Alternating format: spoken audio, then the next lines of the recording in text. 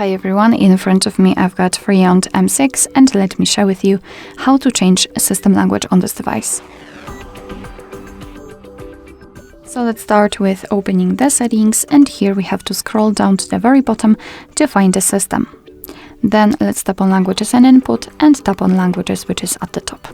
As you can see, in my case I've got two different languages, so let's start with adding new one. Just tap on add a language, and here we've been transferred to the full list of available languages from which we can choose. So simply find yours and tap on it, and let me choose maybe Greek. Just tap on it and choose the region. And as you can see, the Greek language has been immediately applied to the list, but the English is still a main one. So all we have to do right now is to reorder the languages. Let me tap on the Greek, tap on it and hold it, and now drag it to the first position. And as you can see, from now on the whole system will be in the chosen language. Let me do it again, tap on it and hold it, and drag it to the first position. If you want to, you can also remove the languages from this list. Just tap on the three dots icon in the right upper corner and tap on remove.